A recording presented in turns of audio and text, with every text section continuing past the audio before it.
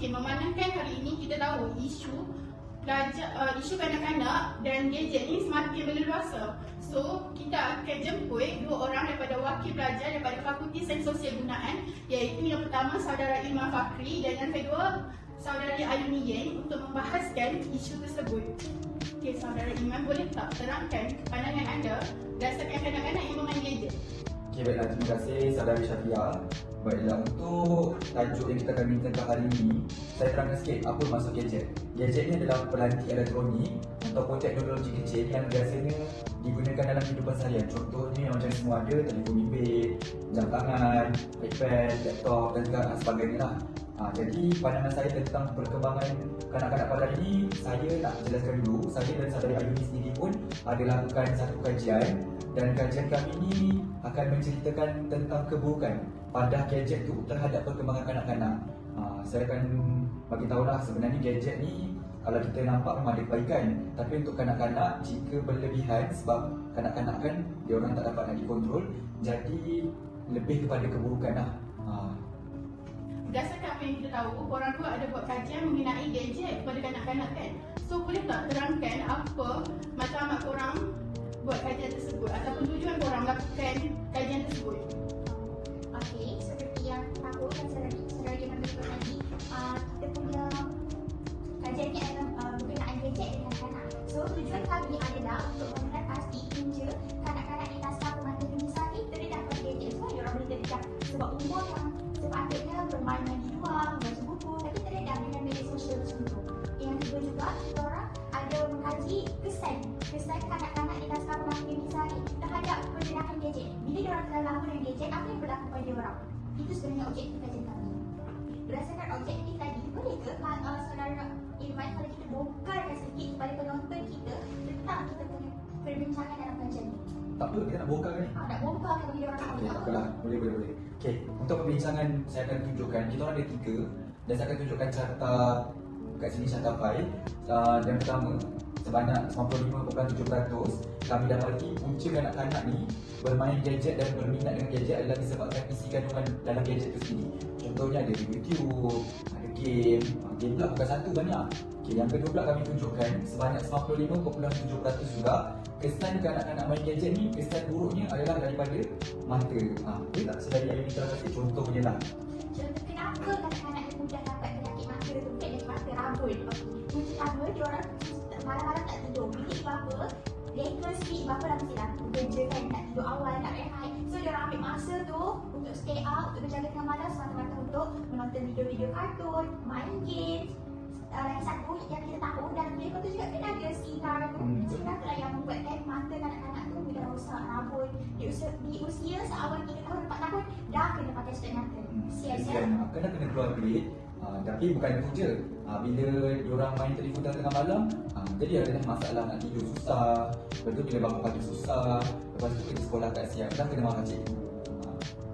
Rupanya banyak kesan buruk penggunaan gadget kepada kanak-kanak. Okey, menurut saudari Ayuni, apakah langkah-langkah yang boleh diambil oleh kita untuk menangani masalah tersebut?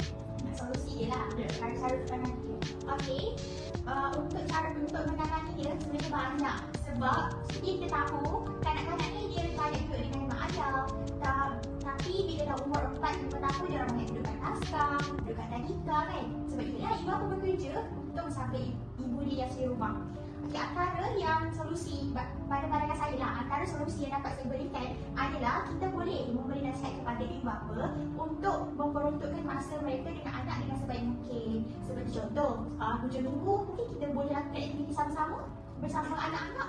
Okey, kemudian saya juga ada cadangan untuk kita memberi pencerahan kepada anak-anak. Bila orang kata melentur buluh dia ada daya lebongnya.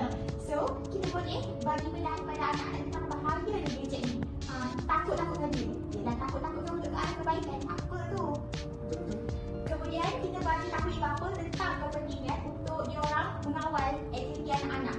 Contohnya diorang lakukan pemeriksaan berkala telefon anak diorang. Apa anak-anak dia main, diorang install apa, berapa jam diorang main. So, saya ada cadangkan juga ibu bapa untuk join satu program ataupun install satu app yang namanya Parental Control.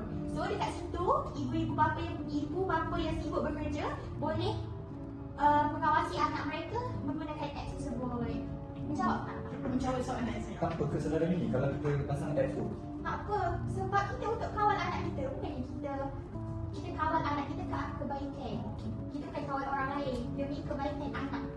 So, kesan daripada ketagihan diorang dan diorang asyik nak lagi akan menyebabkan masalah kesihatan seperti contoh masalah penglihatan and then sindrom juga kan, lambat bercakap, tak nak berjumpa dengan orang luar, introvert. So, apabila berlaku masalah-masalah macam ni, kita sarankan kepada ibu bapa untuk lebih meluangkan masa kepada anak-anak, tidak terlalu mendedahkan mereka kepada gadget tersebut. Kerana apa? Kerana dengan gadget ni juga, bila diorang meningkat dewasa, diorang terbiasa dengan gadget kan. Diorang jadi malas untuk belajar, malas untuk beraktiviti luar. So, kita tak nak benda tu berlaku dalam kalangan kanak-kanak kita. Sebab, seperti kita tahu, remaja ini kan mencorak masa depan negara. Saudara Iman, saya berminat dengan kajian anda. So, saya nak tahu siapakah yang terlibat dalam kajian anda ni? Okey, baiklah. Untuk kajian kami libatkan ibu bapa dan kanak-kanak lah terutamanya. Dan kami tunjukkan kepada kanak-kanak di Taska Permata Keluarga Riza, di mana tempat kami sendiri belajar lah. Untuk kajian kami, saya akan tunjukkan beberapa contoh carta dalam ni. Lebih banyak kajian kami jawapannya adalah daripada lelaki, iaitu bapa sendirilah, bapa daripada kanak-kanak, dan juga umum ibu bapa juga adalah kebanyakannya adalah muda-muda dalam lingkungan 35 hingga 44 tahun. Okey, untuk umur kanak-kanak pula, kami tak nak ambil yang kanak-kanak besar lah. Macam kami ni kanak-kanak dah besar. Tapi kami ambil kanak-kanak yang masih kecil lagi. Kanak-kanak 2 hingga 6 tahun, betul, bawah jagaan. Wah, menarik betul kajian korang. Sedar tak sedar masa kita dah sampai ke penghujungnya. Okey, saya ingin berterima kasih kepada saudara Ilman dan saudari Ayuni kerana telah meluangkan masa bersama kita untuk membincangkan isu kanak-kanak yang bermain gadget. So, di sini saya dapat simpulkan bahawa penggunaan gadget dalam kalangan kanak-kanak ini memang banyak memberikan keburukan berbanding daripada kebaikan. Terima kasih kepada penonton kerana sanggup meluangkan masa untuk menonton rancangan